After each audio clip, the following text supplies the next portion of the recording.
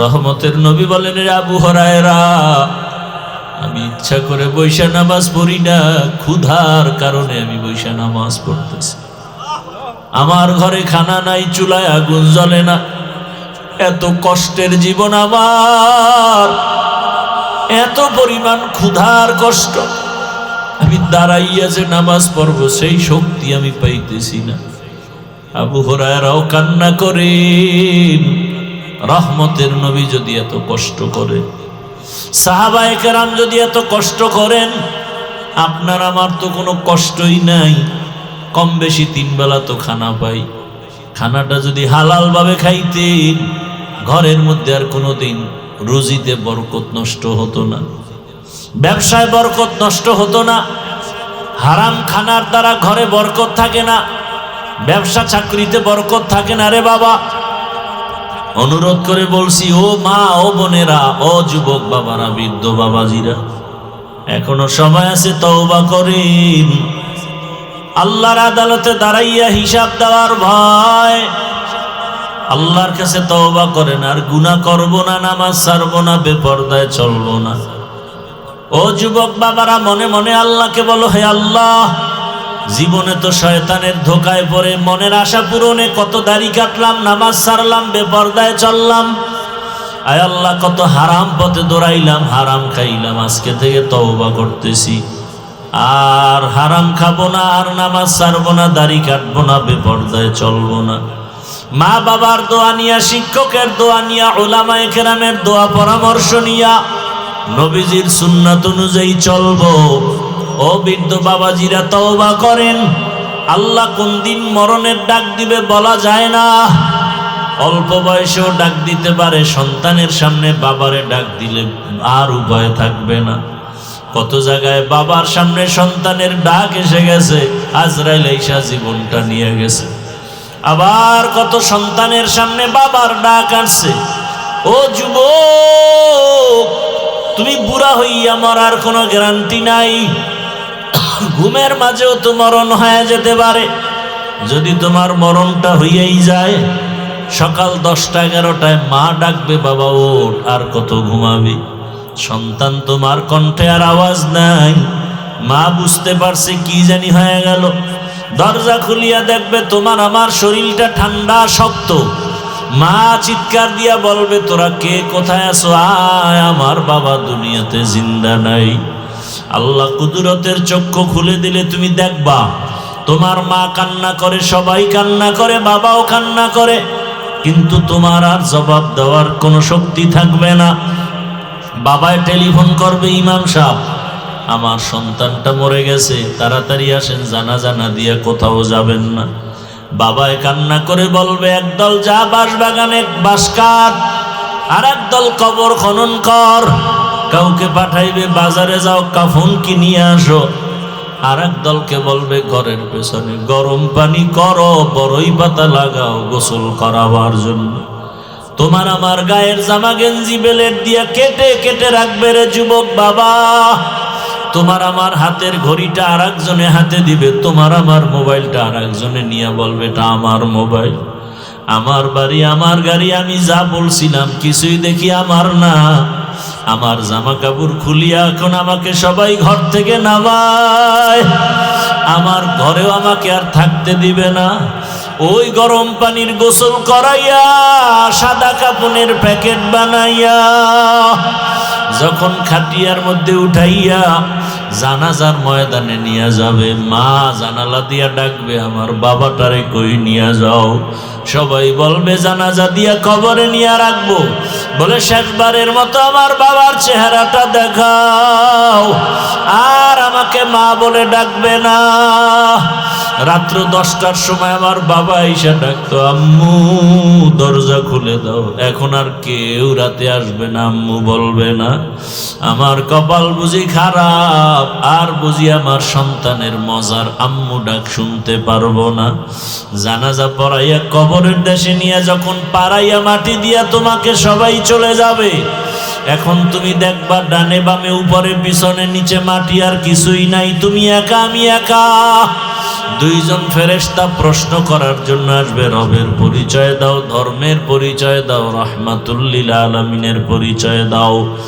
ওরে বাবা, তুমি যদি নামাজ না নিয়া, রোজা না নিয়া, তেলাওয়াত না নিয়া, দাড়ি না নিয়া কবরে যাও, আল্লাহর রাসূল বলেন তখন ওই বেনামাজি একটা জবাবও দিতে পারবে না। আফসোস করবে আর বলবে হা হা লা আদরি, আফসোস আমি কিছুই পারি না, কিছুই জানি না। আল্লাহর কুদরতি অর্ডার হয়ে যাবে, রে ফেরেশতাই নাফরমানকে ধর, কবরের মধ্যে জাহান্নামের আগুন জ্বালায়া দাও, একটা না দুইটা না 99টা সাপ। আল্লাহ বলবেন কবরের মাটি, এই নাফরমানকে দুনিয়াতে আমি কম নিয়ামত দেই নাই। আমার দেওয়া পানি, আমার দেওয়া মাছ, আমার দেওয়া সূর্যের আলো, চাঁদের আলো, জমিনের ফসল, গাছের ফল সব খাইয়াও নামাজ পড়ে নাই, রোজা রাখে নাই, দাড়ি রাখে নাই, পর্দা করে নাই। আল্লাহ রাগ করিয়া বলবেন কবরের মাটি, এই নাফরমান বেঈমানকে দুই দিক থেকে জোরে জোরে চাপ দাও। এত জোরে চাপ দিবে পাঁজরের হাড় চুরমার হয়ে যাবে। বাবা, তোমার চিৎকারের আওয়াজ দুনিয়ার সব প্রান্তের পশু পাখিরা শুনবে, মানুষ আর জিন শুনবে না। আল্লাহর নবী বলেন যদি মানুষ কবরের আওয়াজ শুনতো, জীবনে আর সংসার করতে পারতো না। এরে নবীর আশিক, এখনো সময় আছে, তওবা করো, মনে মনে আল্লাহকে বলো আর তওবা করো, আর গুনাহ করবা না, নামাজ ছাড়বা না, দাড়ি কাটবা না, বেপরদায় চলবা না। মা বাবার দোয়া, শিক্ষকের দোয়া, উলামায়ে কেরামের দোয়া নিয়ে নবীর আদর্শ সুন্নত মেনে চলবা।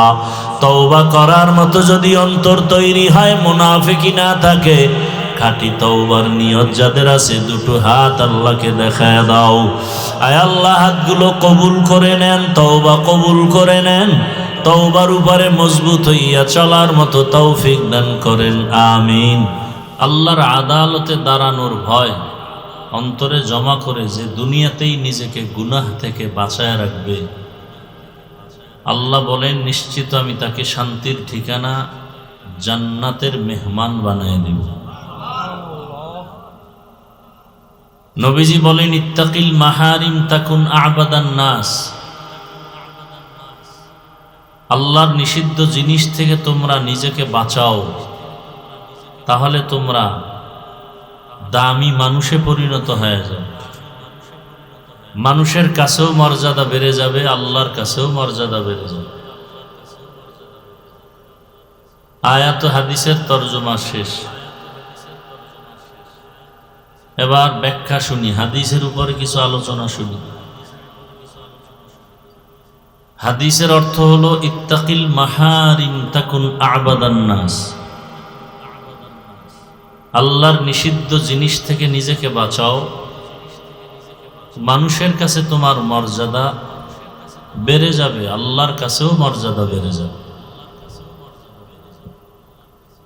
মানুষ তো সৃষ্টিগত জীব হিসাবে আগের থেকেই এরা সৃষ্টির শ্রেষ্ঠ মর্যাদায় ভূষিত।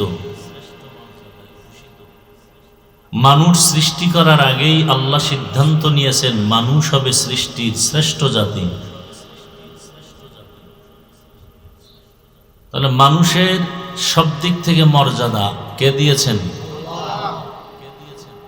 মানুষ তো সৃষ্টিগতভাবেই মর্যাদাবান, আবার মর্যাদাশীল হবে, মর্যাদা বাড়বে, তার মানে কি?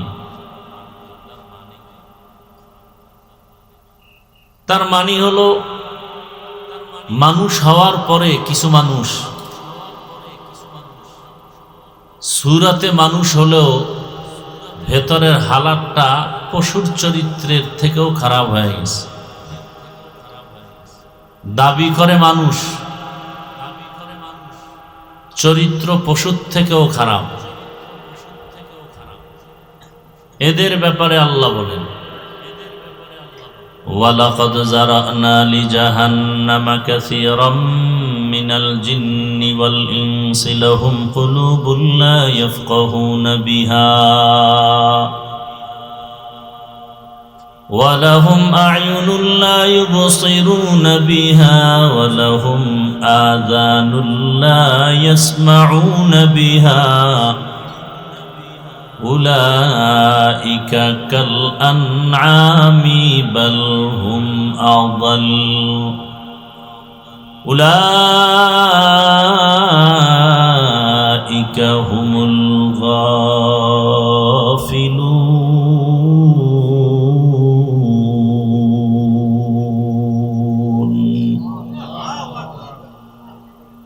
ওখানে কি ওয়াজ হয়? আপনারা যে ওদিকে তাকায় আছেন, তেরামি যাইব না জীবন।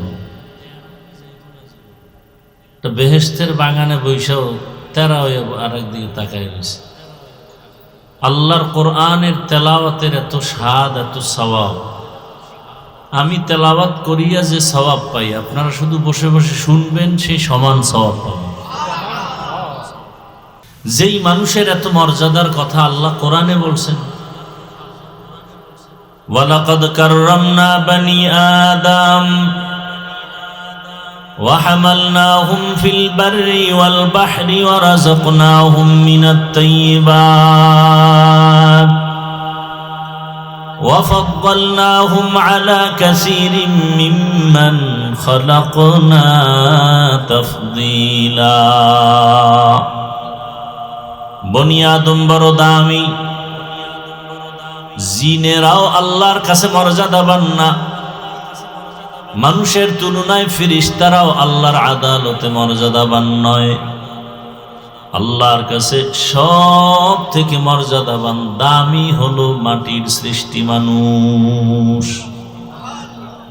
গর্বা সূরত আদমি ইনসা বুদে আহমদ বু জাহলো হামেক সাবুদে আদমিরা आदमियत लाज़िमास उदरा गरबून बशुद ही जमास। মানুষ বড় দামি। কেমন দামি? মানুষের মতো দামি কোনো প্রাণী আল্লাহ বানান নাই। আল্লাহ তাআলা বলেন, এই মানুষ এত দামি, জমিনে চলার জন্য আমি আল্লাহ পাক সুন্দর ব্যবস্থা করেছি। পানির মধ্যে বিচরণের জন্য, চলার জন্য সুন্দর বাহনের ব্যবস্থা করেছি। আমি আল্লাহ যত প্রাণী বানাইছি ওরাও চলে, ওদের পথ আছে। একটা কুকুর চলার রাস্তা আছে, জিন যে চলাফেরা করে জিনেরও রাস্তা আছে আলাদা। একটা সাপ চলাফেরা করে, ওর রাস্তা আছে আলাদা। আমরা দেখি বিমান চলে, বিমান শূন্যের উপরে, এই বিমান চলারও আলাদা রাস্তা আছে। আল্লাহ বলেন, আমি সব প্রাণীর রাস্তা দিলাম, মানুষকে দিলাম রাজপথ। এত সুন্দর পথ, মানুষের মতো দামি পথ আমি কাউকে দেই নাই। আমি আল্লাহ পিপিলিকার খানাও দেই, জঙ্গলে হাজার ধরনের প্রাণীর খানাও কে দেন? নদীর মধ্যে হাজারো ধরনের মাছকে খাওয়ান। আল্লাহ বলেন, সব প্রাণীর খানা আমি দেই, তবে মানুষের খানা বড় দামি। মানুষের খানার মতো দামি, সুস্বাদু, মজাদার খানা আমি আর কোনো প্রাণীকে দেই না। মানুষের খানা এত মজাদার, মানুষ খাইয়া যা ফালায় দেয় এটাকে জুটা বলে। কি বলে? মানুষের এই জুটাটা পর্যন্ত বড় দামি। এজন্য নবী বলেন, মানুষ তোর জুটাটাও ফালানো যাবে না, তুই এই জুটাটা রেখে দিবে, এটা খাওয়ার জন্য 3 প্রাণী অপেক্ষা করে। কুকুরেরা তোর জুটা খায়, জিনেরা তোর জুটা খাবে, বিড়াল খাবে। এজন্য নবীর সুন্নাত হলো, খবরদার এই জুটা কাটা পানির মধ্যে ফেলবা না। যদি ফেলো, কুকুর বিড়াল এরা খাইয়া মজা পাবে না, মজা চলে যাবে পানির সাথে। এজন্য পানির মধ্যে জুটা কাটা ফেলা নিষেধ।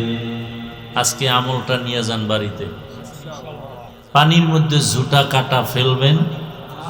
কি রসুলের এই সুন্নাতটা আমল করা যাবে? হ্যাঁ। এরপরে কি করবেন? এগুলো ঘরের পিছনে নিরাপদ জায়গায় ফেলে দিবেন। কুকুর খেতে পারে, বিড়াল খেতে পারে, অথবা কি জিন আছে, তো জিনেরা আছে এখন ঘরে ঘরে জিন। জঙ্গল কাইটে বাড়ি করছেন, ওরা থাকবে কই? এবার ওরা আপনাদের শরীরের উপরে উঠছে। এই মহিলা জিনের কারণে মহিলার সমস্যা, মেয়ের সমস্যা, ছেলের সমস্যা। আর সুন্নত তো আমরা মানি না। মহিলাদের জামা কাপড় সূর্য ডুবার আগে ঘরে নিতে বলছেন, বাহিরে রাখা নিষেধ। এরপরে সন্ধ্যার টাইম, মাগরিবের আজান হবে ঠিক এমন টাইমে সব দরজা লাগায় দাও বিসমিল্লাহ বলে, প্রয়োজনে পরে খুলো। ওই টাইমে সন্ধ্যাবেলা দরজা আটকায় দাও, জানালা আটকায় দাও। এই সুন্নত কয়জনে মানে? জিন শয়তান ওই সময় ঘুরতে থাকে, মহিলারা বাইরে থাকে। এই সময় মহিলার উপরে বাতাস লাগে, ঠান্ডা বাতাসে হঠাৎ করে মাথা গরম হয়ে যায়। জিন্নাতের আসর। আপনি আকাম না করলে আপনার উপরে কোনো বিপদ নাই। খানা খাইতেছেন রাতের বেলা জানালা খুলে দিয়া, কি আরাম। জিন্নাতের নজর পড়ছে, পেটে গিয়া যে খানা হবে আপনার জন্য, শরীরের জন্য ভালো, সেই পেট এখন খারাপ হয়ে গেছে। বদনজর লাগছে জিনের। মানুষের বদনজর তো আরো মারাত্মক। এই যে খানা খাইতে বসি কত যে ভয়ে থাকি, আমগো অসুস্থতাই বদনজর খালি। খাইতে বইলি সব তাকায় থাকে, এগো জিব্রেল দিয়েও সরানো যায় না। খাইবে না খান, না খাবো না, তো তাকায় থাকেন কেন? এই বদনজর মানুষকে একেবারে বিছানায় মৃত্যুসজ্জায় ফেলে দেয়। মানুষের বদনজর এত খারাপ। একটা বাচ্চা অসুস্থ, হঠাৎ ডাক্তারের কাছেও কোনো রোগ ধরা পড়ে না, ঔষধেও কাজ হয় না, দিন দিন শুকায়া যায়। মুরব্বীরা কি বলে? বদনজর লাগছে, এবার হুজুরের কাছে যাও, তাবিজ লাগাও, বদনজর থেকে বাঁচাও। বদনজর বড় মারাত্মক, হাদিস দ্বারা সমর্থিত। এইভাবে কয়জনে নিরাপদে অন্যের নজর থেকে বাঁচায় খান? এই যারা রাস্তায় গরুর মতো হাঁটে আর চাটে, এক উপরে কত নজর লাগে। এরপরে পেট ব্যথা, মাথা ব্যথা, লিভারে সমস্যা, কিডনি সমস্যা, হার্ট দুর্বল। চায়ের দোকানে খালি হোমানে খাইতেছে, গরিবে কিছু চায় দেয় না, কুকুর তাকায় আছে দেয় না। বদনজর লাগতেছে তো রোগ সারবে কি করে? দোকানে বসে খাইতেছেন। এই বদনজরের ভয়ে কোনো দোকানেও বসি না, পারি না বাসার থেকে খানা নিয়ে আসি, গাড়ির মধ্যে বসে খাবো। এত পরিমাণ নিষেধ করি, বদনজর লাগবেই। অধিকাংশ আলেম ওলামা, আমাদের বক্তারা অসুস্থ, পেটে সমস্যা, এই বদনজর। বদনজর মানে একটা খারাপ মানুষের না, যে কোনো ব্যক্তির বদনজর লাগতেই পারে। একটা মানুষকে মেরে ফেলতে পারে শুধু বদনজর। ভালো তাজা মানুষ মরে যাবে বদনজরের কারণে।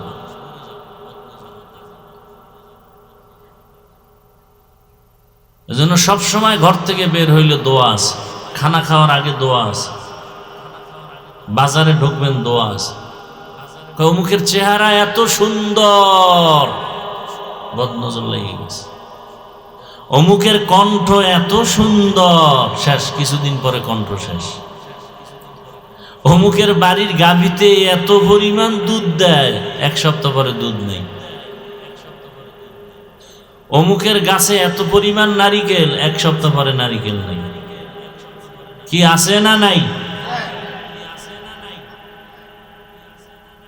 আর লজ্জা যাগো নাই, এরাও এরকম তাকাইয়েই থাকে, কেউ কিছু খাইতে পারে, নজর আর সরায় না। খানেওয়ালা যা খায় হেঁটছে, হে নজর দিয়ে বেশি খায়। আল্লাহ হেদায়াত দান করুন। এই মা বাবারা সচেতন হন, সন্তানদেরকেও বদনজর থেকে বাঁচান। মহিলাদের রোগ বেশি হয় বদনজর। স্বামীর জন্য সাজে না, বেগানার জন্য সাজে। সাইজা মার্কেটে যায়, দোকানে যায়, বিদেশি স্বামীর টাকা আছে, সমস্যা কি? বাতাসের সাথে টাকা উড়ায়। অথচ ওই মহিলা মনে করে না একবারও যে স্বামী মরে গেলে সম্পদ তো আমারই, তাহলে আমি কার সম্পদ নষ্ট করি? কোটি কোটি টাকা কেউ কামাই করবে, আর স্ত্রী যদি ওই টাকা গুনার কাজে ব্যয় করে, কোনোদিন বরকত হবে না ওই সংসারে, কোনোদিন হবে না। সাইজে গুইজা মার্কেটে যায়, 13 বাড়ির 13 জনার 26টা বদনজরের চোখ লাগছে, চেহারা নষ্ট, বরণ উঠা শুরু হয়ে গেছে চেহারায়, পেট ব্যথা শুরু। বাজারে যায় খাইছে কি মজা করে সবার সাথে, বাম হাত দিয়া, বিসমিল্লাহ তো নাই। কতজনার বদনজর লাগছে, আস্তে আস্তে পেট ব্যথা শুরু হয়ে গেছে। ডাক্তার দেখাইতে দেখাইতে উল্টা, ডাক্তাররা তো কিছু ডাক্তার আছে রোগ ধরতে না পারলে খালি ঔষধ দেয়, হোমানো রোগ ধরতে পারে না, নাও পেট ব্যথা খাইতে থাকো। অথচ রোগ কি? বদনজর, খাইছে ঔষধ উল্টা পাল্টা, এবার লিভারের উপরে উল্টা রিয়াকশন শুরু হয়ে গেছে, রোগ বাড়তেছে। একটা এলোপ্যাথিক ট্যাবলেট নাকি একটা অ্যাটম বোমের মতো, পার্শ্ব প্রতিক্রিয়া মারাত্মক।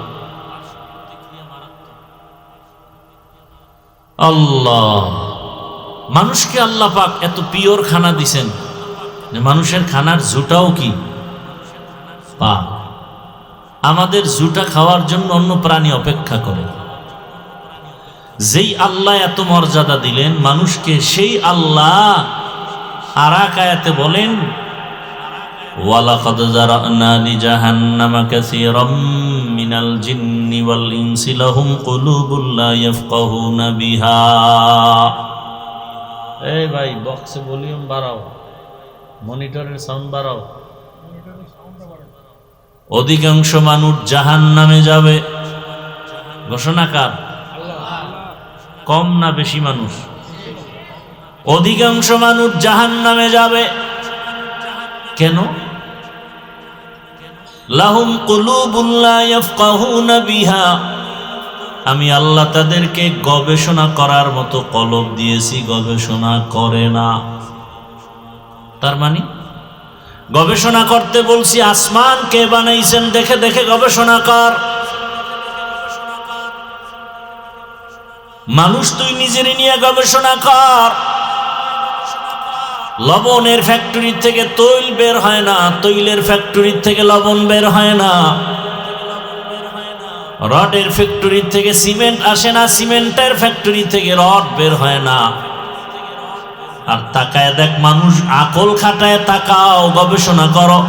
আম্মাজান একটা ফ্যাক্টরি, ওই আম্মাজানের গর্ভ থেকে 10টা সন্তান আল্লাহ বের করছেন। তাকায় দেখ, একই গর্ভের সন্তান, একজনের চেহারার সাথে আর একজনের মিল নেই।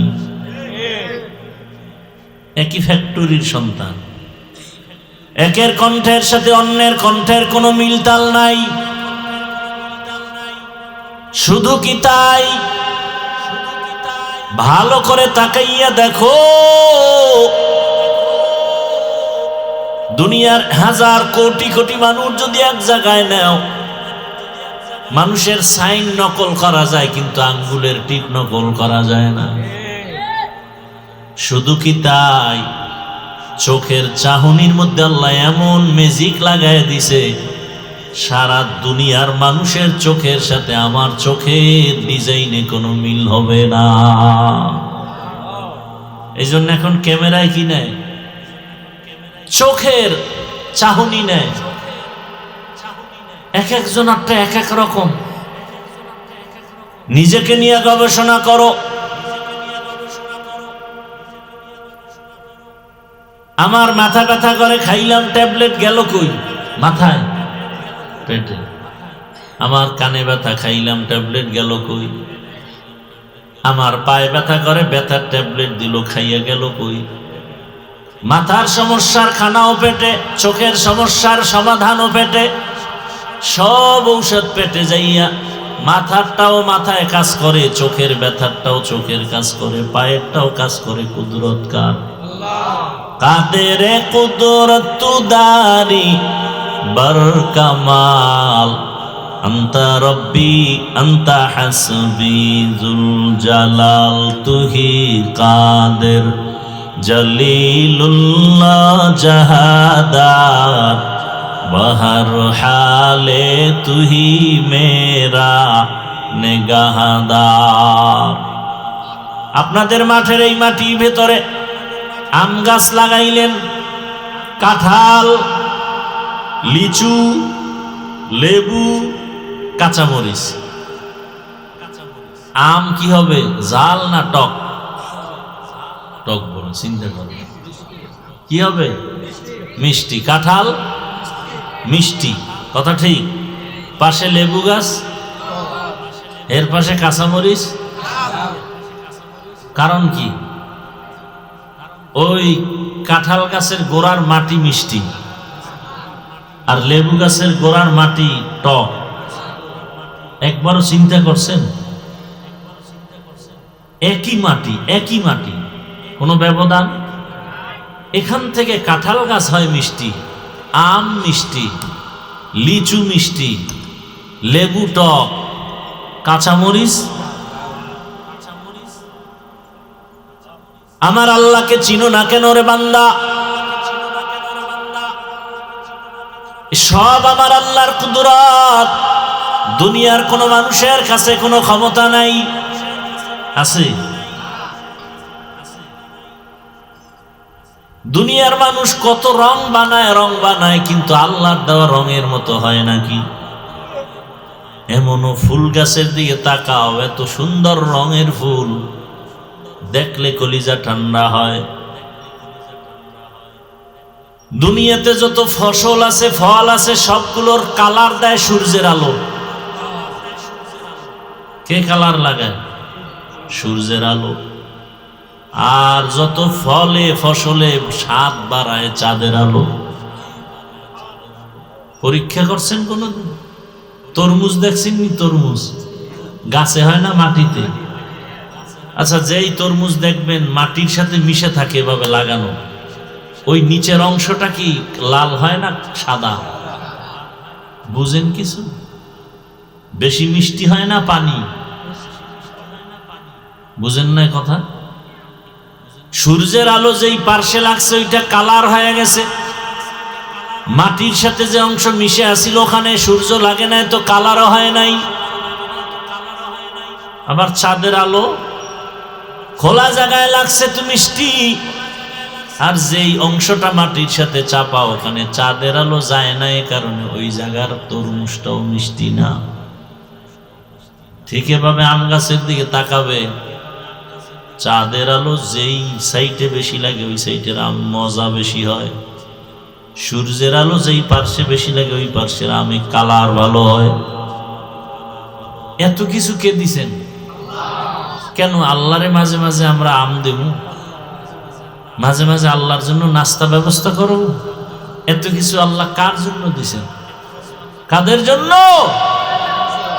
সেই মানুষ যদি আল্লাহ দেয়া নেয়ামত খাওয়ার পর আল্লাহর হুকুম মতো চলে না, আল্লাহ বলেন আমি কান দিলাম শোনার জন্য, শুনে না। কান দিয়া শুনবে কোরআনের আওয়াজ, কানের ভেতরে নিবে আজানের আওয়াজ। কিন্তু যেই বান্দা আমার দেওয়া পানি, আমার দেওয়া বাতাস, আমার দেওয়া সূর্যের আলো, চাঁদের আলো ভোগ করিয়া, আমার দেয়া নদীর মাছ খাইলা, জমিনের ফসল খাইয়া, গাছের ফল খাইয়া, যারা কানের ভেতরে আজানের আওয়াজ নেও না, কোরআনের আওয়াজ নেও না, মা বাবার মোহাব্বতের আওয়াজ না নিয়া তার লাগায় লাগায় গান শুনো, রেডি থাক, সীসা দিয়া তোর কান গরম করা হবে। তোকে আমি আল্লাহ শাস্তি দিব না তো কাকে দিব? আল্লাহ বলেন আমি চক্ষু দিলাম দেখার জন্য, দেখে না। তার মানে আমি আল্লাহ আইন করেছি চোখ দিয়া মা বাবাকে দেখবা সওয়াব। এই চোখ দিয়া তুমি কোরআন তাকায় তাকায় দেখবা সওয়াব। এ চোখ দিয়া বাইতুল্লাহ তাকায় দেখবা সওয়াব। যেই বাইতুল্লাহর দিকে শুধু তাকাইয়া প্রথম নজরে যা দোয়া করবে সাথে সাথে কবুল। ইন্না আউয়ালা বাইতিন উযিআ লিন-নাসি লাল্লাযী বিবাক্কাতা মুবারাকাও ওয়া হুদা মুবারাকাও ওয়া হুদাল লিল আলামিন।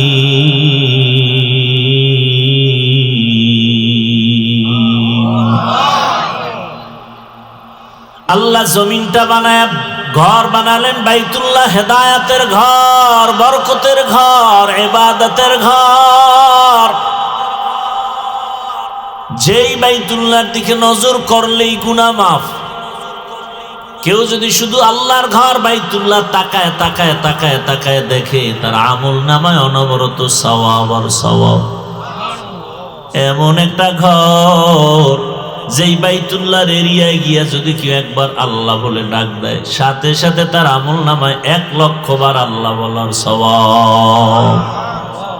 আতিনা ফি দারে দুনিয়া না হাসান, আতিনা ফি দারে উকবা না হাসান, ইয়া গিয়াসাল মুস্তাগীসিন ইহদিনা লাফতিখারা বিল উলুমি ওয়াল গিনা।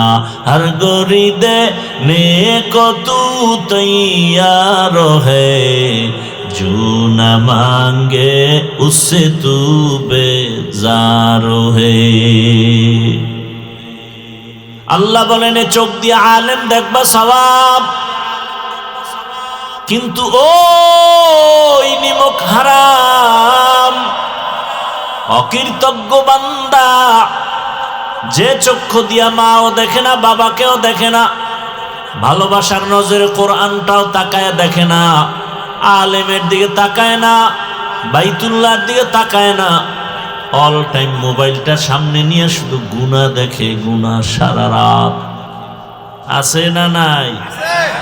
ঘন্টাকে ঘন্টা ঘন্টাকে ঘন্টা মোবাইলে গুনাহ, কবিরা গুনাহ করে আর সময় কাটায়। 20 মিনিট সময় দিয়া ফজরের 4 রাকাত নামাজ কপাল ভরা পড়তে পারে না। কত বড় নিকৃষ্ট কপাল পরা! লজ্জা না থাকার কারণে আবার হাসি আসে। মোবাইলে ঘন্টাকে ঘন্টা সময় দিলা, ঘুমের ক্ষতি হলো না, চাকরির ক্ষতি হলো না, ব্যবসার ক্ষতি হলো না।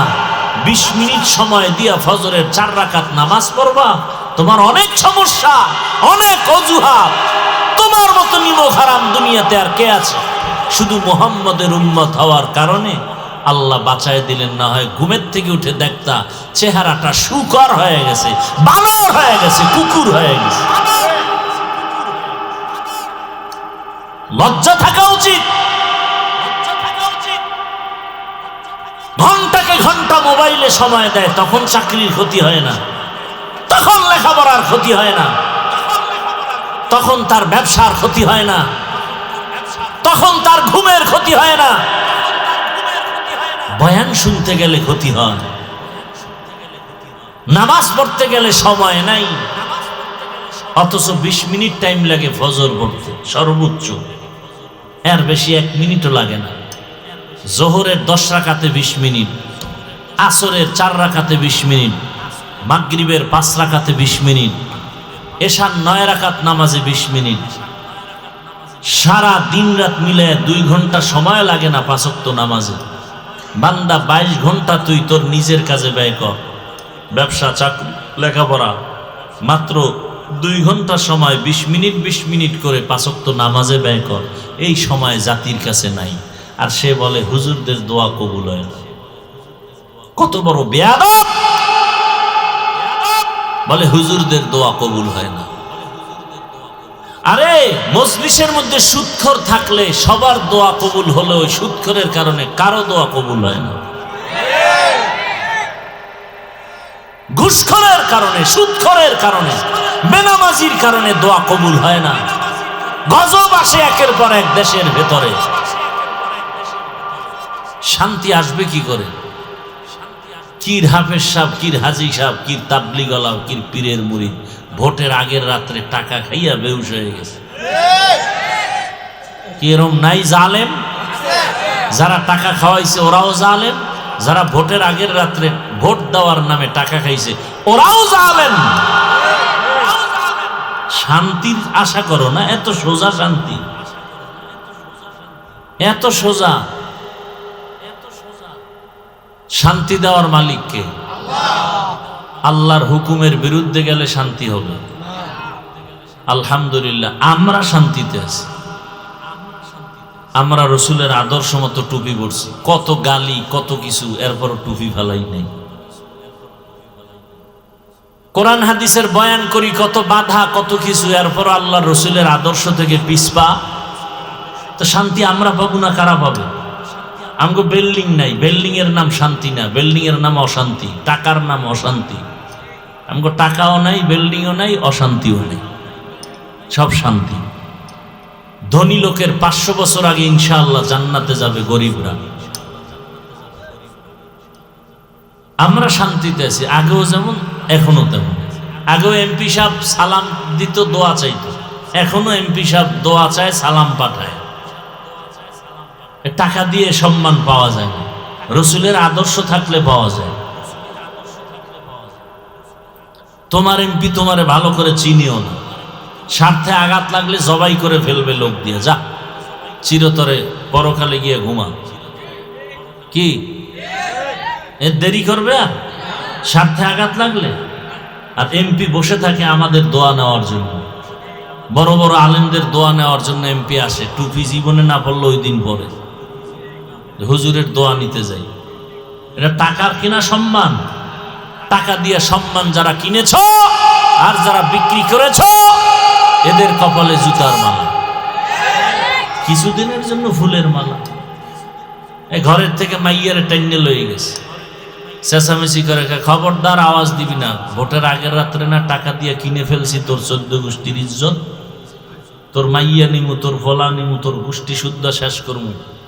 500 টাকায় কিনে ফেলছি। আমি জানি তুই ছাগল গরুর চেয়েও খারাপ। একটা গরুর দাম 1 লাখ, মানুষ বিক্রি হয়েছে ভোটের আগে 500 টাকা। তাহলে এটা গরুর চেয়ে খারাপ, এটা ছাগলের চেয়ে খারাপ, কুত্তার চেয়ে খারাপ।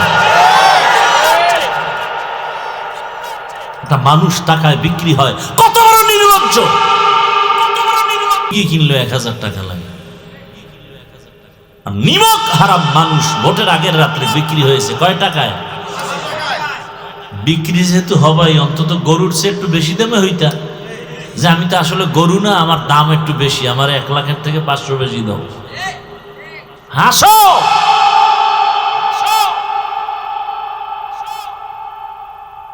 মাস্তানি করো আবার না, পশুর থেকে খারাপ টাকায় বিক্রি হয়ে গেছো। আবার ভাব আমরা ওই হারাম খাই না, এই জন্য আমাকে কথা বলতে বাজে না। বাজে?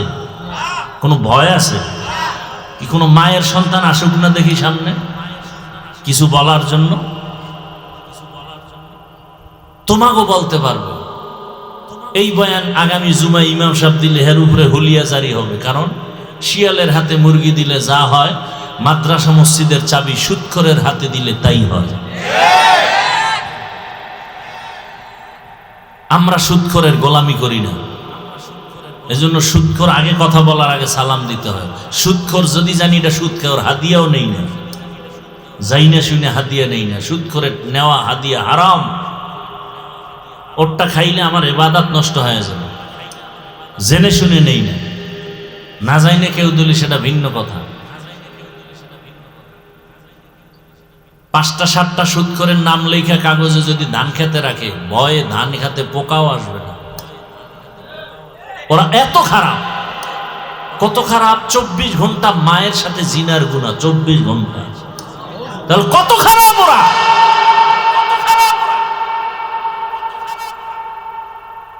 আর আজকে ঘরে ঘরে সুদের ব্যবসা, ঘরে ঘরে লোন ছাড়া একটা চায়ের দোকান দিতে পারে না, লোন লাগে।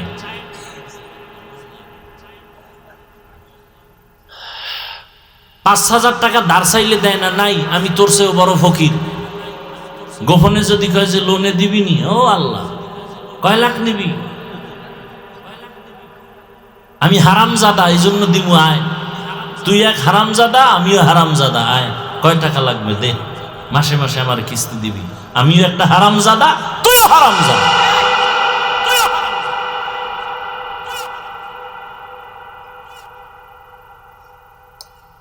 সুদখোরের মোনাজাত জীবনে কবুল হবে না তওবা না করলে। সুদখোর হজ করলে কবুল হবে না, সুদখোর নামাজ পড়লে কবুল হবে না, সুদখোর মাদ্রাসা বানাইলে সওয়াব পাবে না, সুদখোর দান করলে সওয়াব হবে না, সুদখোর মজলিসে থাকলে দোয়া কবুল হবে না। এত বড় নিকৃষ্ট খারাপ। আল্লাহ বলছেন আমি নিজে রেডি তোর সাথে যুদ্ধ করব সুদখোর। সূরা বাকারা ৭৫ নম্বর আয়াত, ২৭৫ নম্বর আয়াত খুলো। এখন এলাকায় ধার নাই, গরিবেরা না খায়া মরবে, কি করব, নিরুপায় হয়ে যায় বড় লোকের কাছে, শর্ত টর্ত দিয়ে দেয়, এরপরে কিস্তিতে বাজাইয়ে কিস্তি আদায় করতে না পাইরে আমও যায় সালাও যায়, কবরও ঢুকতে পারে না কিস্তি না দিয়ে। এলাকায় গজব আসতো, গজব একের পর এক, শুধু রহমাতুল্লিল আলামিনের উম্মত হওয়ার কারণে আল্লাহ ডাইরেক্ট গজব দেন না।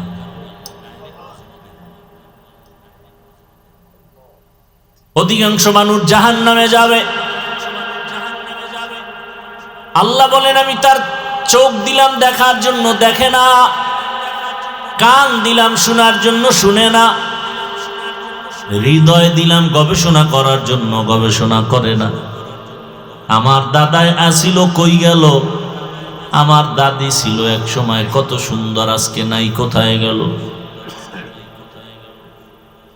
চোখের সামনে পানির নিচে কত লাশ, গাড়ির নিচে কত লাশ। ও আমার কলিজার যুবক, পর্দার আড়ালের মা বোনেরা, বৃদ্ধ বাবাজিরা, হারাম খাইয়া দুনিয়াতে কেউ শান্তিতে মরতে পারে নাই, একটা প্রমাণও নাই। থাকলে বলেন আমি হারামের বিরুদ্ধে আর বয়ান করব না। লোন উঠাইয়া কিস্তি নিয়া হারাম ভাবে টাকা উপার্জন করে কেউ শান্তিতে বাঁচবে পরের কথা, মরতেও পারে নাই। বাবা খাইছে সুদের টাকা, এই গ্লানি ভোগ করে তার সন্তান।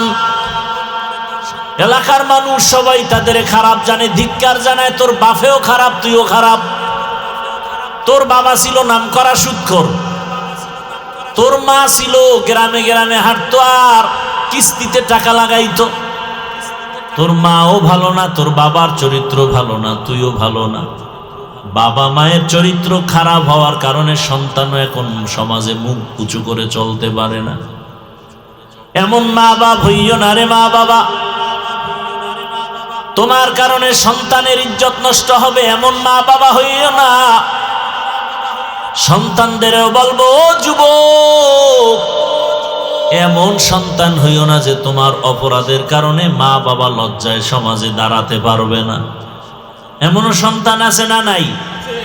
এত পরিমাণ অন্যায় করে, এত পরিমাণ অপরাধ করছে সন্তান, এলাকার মানুষ ওই সন্তানের কারণে মাকেও ভালো জানে না, বাবাকেও ভালো জানে না। মা বাবা লজ্জায় বাজারে যায় না, মহিলাদের সামনে মা মুখ দেখাইতে পারে না, সন্তান এত বড় অপরাধ করেছে। চুরি, ডাকাতি, সন্ত্রাসী, ছিনতাই, এরপরে নেশাখোর, নিজেও নেশা খাইয়া আরো আরো যুবকরে নষ্ট করে, এরকম নাই? জুয়া খেলা, তাস খেলা, ক্যারাম বোর্ড খেলা, লুড্ডু খেলা, এটা তো স্বাভাবিক। ক্যারাম বোর্ড খেলা আর কি মারাত্মক? না, মারাত্মকে ঢোকার পথ। ক্যারাম বোর্ড খেলতে খেলতে একদিন এমন খেলা শুরু হয়, জুয়া, দাবা, খেলতে খেলতে এক পর্যায়ে এমন অবস্থা হয় বাবার টাকা নিতে নিতে ফকির বানায় দেয়। বাবায় যদি টাকা না দেয়, সন্তান এক পর্যায়ে মেজাজ গরম করে খেলার লোভে কইরা মা বাবার গায়ে হাত তুলে। এমন এমন নিকৃষ্ট সন্তানের ইতিহাস এই বাংলাদেশে হয়েছে। নেশা পান করবে, নেশা, বাবার কাছে টাকা চাইছে, দেয় না, বাবারে মাইর শুরু করছে। ও আমার যুবক বাবা, তোমার মতো কত যুবক এই সমাজে এখনো আছে, মাদ্রাসায় পড়ে নাই, স্কুল কলেজে পড়িয়াও ৫ ওয়াক্ত নামাজ পড়ে, আছে না নাই? বলো বাবা, তুমি কেন পারবা না? তোমার মতো কত যুবক র্যাব, আর্মি, পুলিশ, বিডিআর এর চাকরি করে, ব্যবসা করে, অভাব নাই, ৫ ওয়াক্ত নামাজ পড়ে। তোমার মনটাকে বুঝাও, তুমি কেন পারো না? তোমার মতো যুবক রাস্তায় গাড়ি চালায় 5 ওয়াক্ত নামাজ পড়ে নাই। তোমার বিবেকটার কাছে প্রশ্ন, বলো তুমি কেন পারবা না রে বাবা? তোমার মতো কত যুবক তাকায়া দেখো, নদীর মধ্যে মাছ ধরে নামাজ ছাড়ে না, কৃষি কাজ করে নামাজ বাদ দেয় না, তুমি কেন পারবা না? ও যুবক তাকায়া দেখো, কত সিডিসিএসপি, কত এমপি, কত চেয়ারম্যান মেম্বার 5 ওয়াক্ত নামাজি, তুমি কেন পারবা না রে বাবা? মনে শখ লাগছে গুনাহ করবা, মোবাইল চালাইবা, কম তো চালাও নাই। দাড়ি কাটবা মনে চাইছে, কম তো দাড়ি কাটো নাই। বেপরদার আড্ডায় যাইবা, কম বেপরদা করো নাই। মনে চাইছে মার্কেটে দৌড়াবা, দৌড়ায় গেছো। মনে চাইছে তুমি দাড়ি কাটবা, কেটে ফেলেছো, কারো বাধা মানো নাই। মনে চাইছে তুমি সিনেমা হলে যাইবা, দৌড়ায় গেছো, কারো বাধা মানো নাই। মনে চাইছে তুমি পার্কে পার্কে ঘুরবা, দৌড়ায় গেছো, কারো বাধা মানো নাই। এখনো কি মনের শখ মিটে নাই? এখনো কি তোমার তওবা করার সময় হয় নাই? আমার যুবকদের কাছে আমার বিনয়ী আবদার, ও যুবক বাবা, পা দুটো আগায় দাও, আমি পায়ে হাত রেখে বলতে চাই, তোমার আর কতবার দাড়ি কাটলে মনের আশা পূরণ হবে বলো? তোমার আর কতবার পার্কে পার্কে দৌড়াইলে মনের আশা পূরণ হবে? আর কত রাত মোবাইলে গুনাহ করতে পারলে তোমার মনের আশা পূরণ হবে? আর কতদিন তুমি বেপরদার আড্ডা নাচ গান করলে তোমার আশা পূরণ হবে? এবং এ কথাটাও আমারে বলো, তোমার হায়াতের বাকি আছে আর কতদিন? তোমার হায়াতের বাকি আর কতদিন? চোখের সামনে তোমার মতো যুবকের লাশ। ও পর্দার আড়ালের আম্মা জানেরা, বোনেরা, আপনার মতো কত মা, কত বোন পর্দা করে নামাজ পড়ে, মোবাইলে সময় নষ্ট করে না। কত মা স্বামীর মাল হেফাজত করে, খেয়ানত করে না। এরে আম্মা জান, আপনারা কেন নামাজি হতে পারেন না? কেন আপনারা পর্দাওয়ালা হতে পারেন না? স্বামীর মাল কেন নষ্ট করেন? কেন মোবাইলে সময় নষ্ট করেন? আপনার আদর্শ দিয়েই তো সন্তানের আদর্শ গড়বে, আপনার আদর্শ দিয়েই তো সন্তান সুনাম অর্জন করবে। এরে আম্মা জান, আপনারা তো খাদিজা রাদিয়াল্লাহু আনহার মতোই নারী, ফাতেমা রাদিয়াল্লাহু আনহার মতোই নারী। আপনারা তো ফাতেমা রাদিয়াল্লাহু আনহার মতোই নারী। আপনারা তো ফেরাউনের স্ত্রী আসিয়ার মতোই জান্নাতি নারীর মতো নারী। এরে আম্মা জান, ফেরাউনের স্ত্রী এত বড় বেঈমানের ঘরে থাকি আসিয়া জান্নাতি হয়ে গেল, কত বড় মুজাহাদা করলো। যেই আসিয়া সম্পর্কে রহমতের নবী বলেন, কিয়ামতের দিন আমি মুহাম্মদের সাথে আসিয়ার বিবাহ হবে জান্নাতে। অথচ ফেরাউন কত বড় খারাপ। এরে আম্মা জান, আপনার স্বামী তো ফেরাউনের মতো খারাপ না। আপনার স্বামী তো আপনাকে নামাজ পড়তে বাধা দেয় না। আপনি পর্দা করলে আপনার স্ত্রীকে স্বামী বাধা দেয় না। বরং কত স্বামী নিজে নামাজ পড়ে না, কিন্তু গর্ব করে, হুজুর আমার স্ত্রীটা বড় ভালো। আছে না? হুজুর আমি বড় খারাপ, নামাজ পড়ি না, দাড়ি রাখি না, পর্দা করি না, কিন্তু আল্লাহ আমাকে একটা স্ত্রী দান করেছেন, 5 ওয়াক্ত নামাজ পড়ে, সন্তানটাকেও নামাজ পড়ায়, কোরআন তেলাওয়াত করে। ও আম্মা জান, আপনি চাইলে তো পারতেন আপনার স্বামীটাকেও কোরআনওয়ালা বানাইতে, নামাজি বানাইতে। এরে আম্মা জান, এমন আদর্শ রেখে যাবেন যে মরিয়া গেল সন্তান স্মরণ করে দোয়া করবে। আমার আম্মু জানে এত ভালো ছিল, মোবাইলে কখনো সময় নষ্ট করে নাই। আমার আম্মুকে দেখতাম কখনো বাবার চোখে চোখ তুলে কথা বলে নাই। আমার আম্মুকে দেখতাম কখনো বাবার সাথে ঝগড়া করে নাই। আমার আম্মুকে দেখতাম আজান হলে নামাজে দাঁড়ায় যেত। আমার আম্মুর কারণে আমিও ভালো হয়ে গেছি। ও বাবাজিরা, আপনার আদর্শ বড় দামি। আপনার আদর্শ দেখে সন্তান ভালো আদর্শ পাবে। আপনি মরিয়া গেলে সন্তান এক সময় দোয়া করবে আর স্মরণ করবে, আমার বাবা এত আদর্শবান ছিল, আমার আম্মার কাজের সাথে সহযোগিতা করত। আমার আম্মুর উপরে আব্বু কখনো জুলুম করে নাই। আমার আব্বু কখনো আম্মুকে গালি দেয় নাই। আমার আব্বুকে দেখতাম মোবাইলে সময় নষ্ট করতো না, ওয়াজ মাহফিল শুনতো, কোরআন তেলাওয়াত শুনতো। আমার আম্মুর সাথে কখনো ঝগড়া ফাসাদ করে নাই। সন্তান এগুলো স্মরণ করে করে দোয়া করবে, আল্লাহ আমার আব্বু আম্মুর আদর্শ এত ভালো, তুমি দয়া করে তাকে মাফ করে দাও। ও আম্মা জানেরা, আল্লাহর কাছে শুকর আদায় করে এমন একটা ডাক্তার সন্তানের মা হয়ে যান।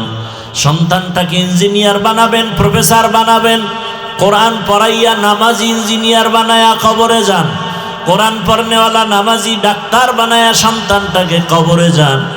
আপনারা জানেন বাদশাহ হারুন রশিদের নাম শুনছেননি? বলেন তার স্ত্রীর নাম কি? জুবায়েদা খাতুন। কি নাম? নামও তো উল্টা পাল্টা আপনাদের মেয়েদের নাম। হাসি খুশি, বৃষ্টি, হ্যাঁ, সন্তানের নাম তুফান, নদী, সাগর, সবুজ গম্বুজ। আর আল্লাহর কোরআনে নামের গজব লাগছে মনে হয়, ইসলামে আর নাম নাই, এজন্য খুঁজে খুঁজে বেঈমানগো নামগুলো নিয়ে আসছে। আছে না নাই? অথচ কোন বেঈমানের ঘরে কি ইসলামী নাম আছে? আপনাদের লজ্জা এত কম কেন? কোন বেঈমান মুসলমানের নাম রাখে না, আর আপনারা লজ্জা ফালায় কিভাবে বেঈমানের নাম রাখলেন? আল্লাহ হেদায়াত দান করুন। ভাইরা আমার, বাদশাহ হারুন রশিদ আল্লাহওয়ালা, তার স্ত্রী জুবায়েদা খাতুন একজন আল্লাহওয়ালা, কোরআনে হাফেজা। ও পর্দার আড়ালের আম্মা জান, বাদশাহ হারুন রশিদের ইতিহাস পড়ে দেখবেন কত বিশাল।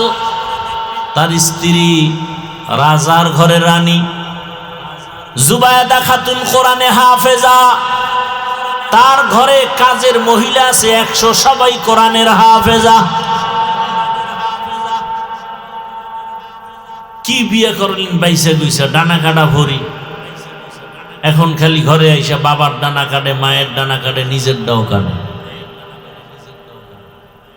আফসোস। এরপরে আবার গজব কি এমনি আইছে, যৌতুক খাইছে না? যৌতুক কি? ছেলে হইলে বাইক দাও, যেন তাড়াতাড়ি মরতে পারি এটা দৌড়াইয়া, আর মেয়ে হইলে মোবাইল দাও, যেন হিজরত করা যায় তাড়াতাড়ি। যৌতুক হালাল না হারাম? বলেন হারাম, তাহলে যৌতুক চলে কেন আপনার সমাজে? আর এই সংসারে এই বিয়ে শান্তি হবে কোনদিন? গায়ে হলুদ হালাল না হারাম? কেন আপনার ঘরে গায়ে হলুদের অনুষ্ঠান চলে, ডেক সেট চলে, নাচ গান চলে, ধুমধাম আওয়াজে বিল্ডিং কাঁপতে থাকে? কারণ কি? এটা শান্তি। বুঝেন, জানেন কেন এই অন্যায়গুলো করেন বলেন তো?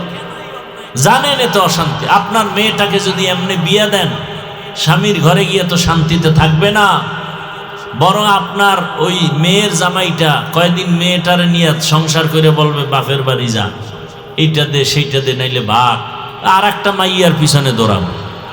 একটা বাবা হইয়া কেমনে আপনি অশান্তি উদ্বোধন করে মেয়েটাকে বিয়ে দেন? যেখানে আল্লাহর রহমত আসবে বিবাহে, সেখানে আপনি গজব আইনা বিয়ে দিলেন। আর এই স্বামী আপনার মেয়েটা কিভাবে শান্তিতে থাকবে? এগুলো কেন করেন? গায়ে হলুদ হারাম কেন করেন?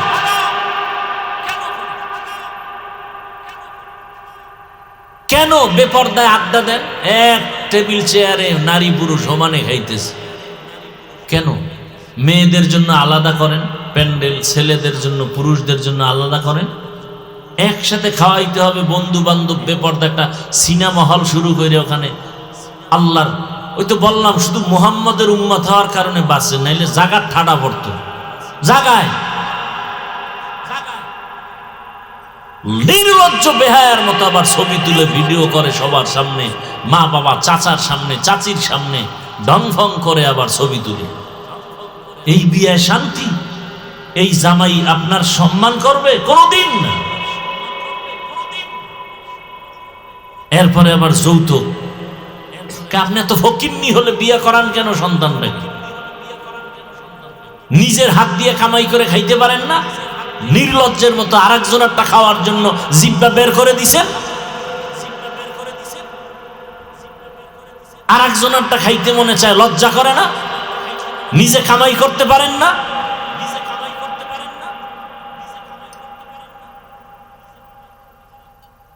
এখনো সময় আছে, তওবা করো হে আল্লাহর গোলাম। আল্লাহর আদালতে দাঁড়ায় হিসাব দেওয়া লাগবে নি। ওয়া আম্মা মান খাফা মাকামা রাব্বিহি ওয়া নাহান নাফসা আনিল হাওয়া ফাইন্নাল জান্নাতা হিয়াল মাওয়া। हर के दारत खौफे हकदार दिल मदाम जन्नतुल मअवा देहत ओ रामकाम। ক্ষুধা তৃষ্ণায় পর্যন্ত সাহাবায়ে কেরাম পেটে পাথর বেঁধেছে, আর আমরা একটু খানা দানায় কষ্ট হলে হারাম পথে দৌড়ায়া যাই। আবু হুরায়রা রাদিয়াল্লাহু তাআলা আনহু বলেন, আমি একদিন দেখি রহমতের নবী নামাজ আদায় করতেছেন বসে বসে। রহমতের নবীকে নামাজ আনতে জিজ্ঞেস করলাম, ইয়া রাসূলুল্লাহ, দাঁড়াইয়া নামাজ পড়া উত্তম, আপনিই বলেছেন, অথচ আপনি বসে বসে নামাজ আদায় করেন কেন? আবু হুরায়রা জিজ্ঞাসা করা মাত্র রহমতের নবীর চোখে পানি চলে আসে। রহমতের নবী বলেন, রে আবু হুরায়রা, আমি ইচ্ছা করে বৈশা নামাজ পড়ি না, ক্ষুধার কারণে আমি বৈশা নামাজ পড়তেছি। আমার ঘরে খানা নাই, চুলায় আগুন জ্বলে না, এত কষ্টের জীবন আমার, এত পরিমাণ ক্ষুধার কষ্ট, আমি দাঁড়াইয়া যে নামাজ পড়বো সেই শক্তি আমি পাইতেছি না। আবু হুরায়রাও কান্না করেন, রহমতের নবী যদি এত কষ্ট করে, সাহাবায়ে কেরাম যদি এত কষ্ট করেন, আপনার আমার তো কোনো কষ্টই নাই, কম বেশি 3 বেলা তো খানা পাই। খানাটা যদি হালাল ভাবে খাইতেন, ঘরের মধ্যে আর কোনোদিন রুজিতে বরকত নষ্ট হতো না, ব্যবসায় বরকত নষ্ট হতো না।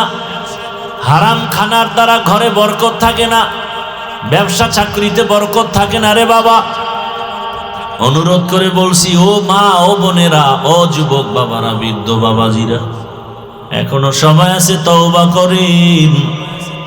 আল্লাহর আদালতে দাঁড়াইয়া হিসাব দেওয়ার ভয়, আল্লাহর কাছে তওবা করেন। আর গুনাহ করব না, নামাজ ছাড়ব না, বেপরদায় চলব না। ও যুবক বাবারা, মনে মনে আল্লাহকে বলো, হে আল্লাহ, জীবনে তো শয়তানের ধোকায় পড়ে মনের আশা পূরণে কত দাড়ি কাটলাম, নামাজ ছাড়লাম, বেপরদায় চললাম। আয় আল্লাহ, কত হারাম পথে দৌড়াইলাম, হারাম খাইলাম। আজকে থেকে তওবা করতেছি, আর হারাম খাবো না, আর নামাজ ছাড়বো না, দাড়ি কাটবো না, বেপরদায় চলবো না। মা বাবার দোয়া নিয়া, শিক্ষকের দোয়া নিয়া, উলামায়ে কেরামের দোয়া পরামর্শ নিয়া নবীজির সুন্নাত অনুযায়ী চলবো। ও বৃদ্ধ বাবাজিরা, তওবা করেন। আল্লাহ কোন দিন মরণের ডাক দিবে বলা যায় না। অল্প বয়সেও ডাক দিতে পারে, সন্তানের সামনে বাবারে ডাক দিলে আর উপায় থাকবে না। কত জায়গায় বাবার সামনে সন্তানের ডাক এসে গেছে, আজরাইল আইসা জীবনটা নিয়ে গেছে। আবার কত সন্তানের সামনে বাবার ডাক আসছে। ও যুবক, তুমি বুড়া হইয়া মরার কোনো গ্যারান্টি নাই, ঘুমের মাঝেও তো মরণ হয়ে যেতে পারে। যদি তোমার মরণটা হইয়াই যায়, সকাল 10টা-11টায় মা ডাকবে, বাবা ওঠ, আর কত ঘুমাবি? সন্তান তোমার কণ্ঠে আর আওয়াজ নাই, মা বুঝতে পারছে কি জানি হয়ে গেল। দরজা খুলিয়া দেখবে তোমার আমার শরীরটা ঠান্ডা শক্ত। মা চিৎকার দিয়া বলবে, তোরা কে, কোথায় আছো? আয়, আমার বাবা দুনিয়াতে জিন্দা নাই। আল্লাহ কুদরতের চক্ষু খুলে দিলে তুমি দেখবা তোমার মা কান্না করে, সবাই কান্না করে, বাবাও কান্না করে, কিন্তু তোমার আর জবাব দেওয়ার কোনো শক্তি থাকবে না। বাবায় টেলিফোন করবে, ইমাম সাহেব, আমার সন্তানটা মরে গেছে, তাড়াতাড়ি আসেন, জানাজা না দিয়া কোথাও যাবেন না। বাবায় কান্না করে বলবে, একদল যা বাঁশ বাগানে বাঁশ কাট, আর একদল কবর খনন কর। কাউকে পাঠাইবে, বাজারে যাও, কাফন কিনিয়ে আসো। আর এক দলকে বলবে, ঘরের পেছনে গরম পানি করো, বড়ই পাতা লাগাও গোসল করাবার জন্য। তোমার আমার গায়ের জামা গেঞ্জি বেলেট দিয়া কেটে কেটে রাখবে রে যুবক বাবা। তোমার আমার হাতের ঘড়িটা আর একজনে হাতে দিবে, তোমার আমার মোবাইলটা আর একজনে নিয়ে বলবে এটা আমার মোবাইল, আমার বাড়ি, আমার গাড়ি, আমি যা বলছিলাম কিছুই দেখি আমার না। আমার জামা কাপড় খুলিয়া এখন আমাকে সবাই ঘর থেকে নামায়, আমার ঘরেও আমাকে আর থাকতে দিবে না। ওই গরম পানির গোসল করাইয়া সাদা কাপড়ের প্যাকেট বানাইয়া যখন খাটিয়ার মধ্যে উঠাইয়া জানাজার ময়দানে নিয়ে যাবে, মা জানালা দিয়া ডাকবে আমার বাবাটারে কই নিয়ে যাও। সবাই বলবে জানাজা দিয়া কবরে নিয়ে রাখবো, বলে শেষবারের মতো আমার বাবার চেহারাটা দেখাও, আর আমাকে মা বলে ডাকবে না। রাত্র 10টার সময় আমার বাবা এসে ডাকতো, আম্মু দরজা খুলে দাও। এখন আর কেউ রাতে আসবে না, আম্মু বলবে না। আমার কপাল বুঝি খারাপ, আর বুঝি আমার সন্তানের মজার আম্মু ডাক শুনতে পারবো না। জানাজা পড়াইয়া কবরের দেশে নিয়ে যখন পাড়াইয়া মাটি দিয়া তোমাকে সবাই চলে যাবে, এখন তুমি দেখবা ডানে বামে উপরে পিছনে নিচে মাটি আর কিছুই নাই, তুমি একা আমি একা। দুইজন ফেরেশতা প্রশ্ন করার জন্য আসবে, রবের পরিচয় দাও, ধর্মের পরিচয় দাও, রাহমাতুল লিল আলামিনের পরিচয় দাও। ওরে বাবা, তুমি যদি নামাজ না নিয়া, রোজা না নিয়া, তেলাওয়াত না নিয়া, দাড়ি না নিয়া কবরে যাও, আল্লাহর রাসূল বলেন তখন ওই বেনামাজি একটা জবাবও দিতে পারবে না। আফসোস করবে আর বলবে হা হা লা আদরি, আফসোস আমি কিছুই পারি না, কিছুই জানি না। আল্লাহর কুদরতি অর্ডার হয়ে যাবে, রে ফেরেশতাই নাফরমানকে ধর, কবরের মধ্যে জাহান্নামের আগুন জ্বালায়া দাও, একটা না দুইটা না 99টা সাপ। আল্লাহ বলবেন কবরের মাটি, এই নাফরমানকে দুনিয়াতে আমি কম নিয়ামত দেই নাই। আমার দেওয়া পানি, আমার দেওয়া মাছ, আমার দেওয়া সূর্যের আলো, চাঁদের আলো, জমিনের ফসল, গাছের ফল সব খাইয়াও নামাজ পড়ে নাই, রোজা রাখে নাই, দাড়ি রাখে নাই, পর্দা করে নাই। আল্লাহ রাগ করিয়া বলবেন কবরের মাটি, এই নাফরমান বেঈমানকে দুই দিক থেকে জোরে জোরে চাপ দাও। এত জোরে চাপ দিবে পাঁজরের হাড় চুরমার হয়ে যাবে। বাবা, তোমার চিৎকারের আওয়াজ দুনিয়ার সব প্রান্তের পশু পাখিরা শুনবে, মানুষ আর জিন শুনবে না।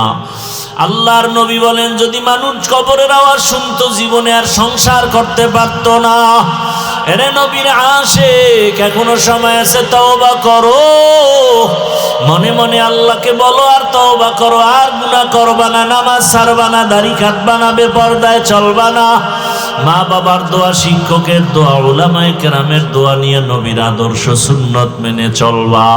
তওবা করার মতো যদি অন্তর তৈরি হয়, মুনাফিকি না থাকে, খাঁটি তওবার নিয়ত যাদের আছে, দুটো হাত আল্লাহকে দেখায় দাও।